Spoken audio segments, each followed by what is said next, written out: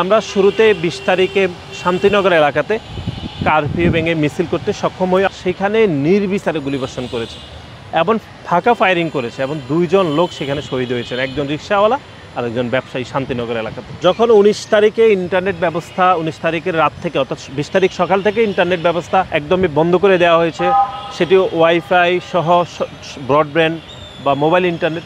শুরুতেই যেটি অসুবিধা হয়েছে, আমার সাথে আমার সংগঠনের সভাপতির যোগাযোগ বিচ্ছিন্ন হয়ে গেছে। অর্থাৎ ওনার সাথে আমার যে যোগাযোগের মাধ্যমটি সাধারণত আমরা হোয়াটসঅ্যাপে অথবা টেলিগ্রামে, সিগন্যালে, যে কোনো মাধ্যমে আমাদের যোগাযোগ ছিল। যেহেতু ওনার রেগুলার নাম্বার যেটি ছিল সেটি বন্ধ, আমার রেগুলার নাম্বারটি বন্ধ, এটি আমাদের জন্য অসুবিধা হয়ে গেছে। ১৯ তারিখের রাত থেকে তো ইন্টারনেট বন্ধ। তখন আমাদের ভারপ্রাপ্ত চেয়ারম্যান জনাব তারেক রহমান, আমি যে বাসায় অবস্থান করেছিলাম ওদিন রাতে, অর্থাৎ গুলিবিদ্ধ অবস্থায়।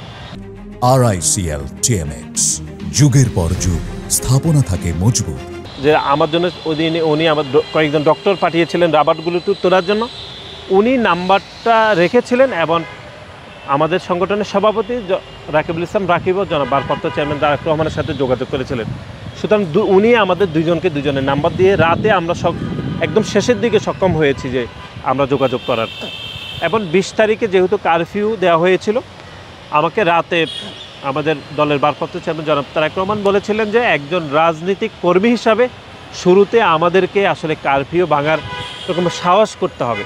উনি আমাকে বলেছিলেন যেহেতু আমরা এতে অভ্যস্ত রয়েছি, কিন্তু সাধারণ মানুষ যারা আন্দোলন সংগ্রাম করছে, সাধারণ শিক্ষার্থীরা যারা করছে, তারা কারফিউ ভেঙে শুরুতে যে বাধা সেটি হয়তো কম দেখাতে চাইবে। সেক্ষেত্রে রাজনৈতিক কর্মী হিসাবে আমাদেরই যদি সাহস দেখায় তাহলে তারা মাঠে নেমে আসবে। আমরা শুরুতে ২০ তারিখে শান্তিনগর এলাকাতে কারফিউ ভেঙে মিছিল করতে সক্ষম হই। আমরা খুব বড় মিছিল করতে পারিনি, যেহেতু আমাদের যোগাযোগ মাধ্যম সংকুচিত ছিল, ইন্টারনেট বন্ধ।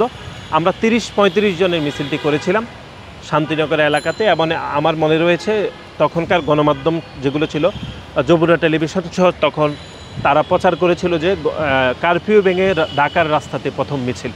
এটি আমরা ২০ তারিখে করেছিলাম। এবং কারফিউ ভেঙে মিছিল করার পরে আমরা তো ওই জায়গা থেকে আসলে চলে যেতে হয়েছে। এবং পুলিশ বিডিআর আমরা শুনেছিলাম পরে সেখানে নির্বিচারে গুলিবর্ষণ করেছে এবং ফাঁকা ফায়ারিং করেছে এবং ২ জন লোক সেখানে শহীদ হয়েছেন, একজন রিকশাওয়ালা আর একজন ব্যবসায়ী শান্তিনগর এলাকাতে। এরকম একটি ঘটনার মধ্যে দিয়ে যেতে হয়েছে। এরপরে তো আপনি জানেন যে যোগাযোগের ব্যবস্থা সংকুচিত, আমাদের পার্টির হাইকমান্ডের সাথে যোগাযোগ কঠিন হচ্ছে, যারা আন্দোলন করছে তাদের সাথে আমাদের যোগাযোগ সংকুচিত হয়েছে প্রথম ২-১ দিন। তারপর আমরা বিকল্প ব্যবস্থায়, অর্থাৎ একটি ছোট মোবাইল ফোনগুলো নিয়ে একাধিক মোবাইল ফোন নিতে হয়েছে, একদিন একটা ব্যবহার করতাম।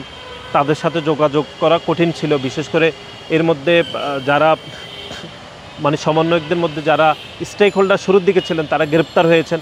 আমরা অপেক্ষাকৃত যারা সেকেন্ড লেয়ারের, জনাব আব্দুল কাদের, তারপরে রিফাত রশিদ, তারপরে মাহিন, এদের সাথে আমাদের মাসুদ, এদের সাথে আমাদের যোগাযোগটা করতে হয়েছে। আমরা ওনাদের সাথে যোগাযোগ করেছি, ওনারাও আমাদের সাথে যোগাযোগ করেছে।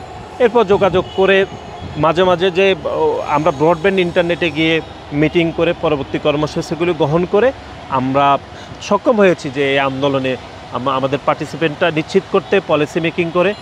কিন্তু এর মধ্যে প্রতিদিনই আমাদেরকে ২০ তারিখের পর থেকে প্রতিদিনই বাংলাদেশ জাতীয়তাবাদী ছাত্রদলের প্রতিদিন ৫ জন, ৭ জন, ৮ জন নেতাকর্মী প্রতিদিন বাংলাদেশে কোথাও না কোথাও শহীদ হচ্ছে। এটা হচ্ছে আমাদের সংগঠন। এর বাইরে আপনি জানেন যে অসংখ্য মানুষ প্রতিদিন শহীদ হচ্ছে। এমন এরকম সংখ্যাটা আসছে, কোনো গণমাধ্যমে দেখাচ্ছে যে আজকে ৮৭ জন, কোনো গণমাধ্যমে দেখাচ্ছে যে ১০০ জন, কোনো গণমাধ্যমে হয়তো সরকারের চাপে সেটি কমিয়ে দেখাচ্ছে ৫০-৪০ জন এরকম করে দেখাচ্ছে। কিন্তু মানুষ প্রতিদিনে মারা যাচ্ছে, প্রতিদিনে শহীদ হচ্ছে, আন্দোলন নতুন করে রূপ লাভ করছে। এর মধ্যে দিয়ে পুরো আমাদের জুলাইয়ের জার্নিটা আসলে আমাদের যেতে হয়েছে।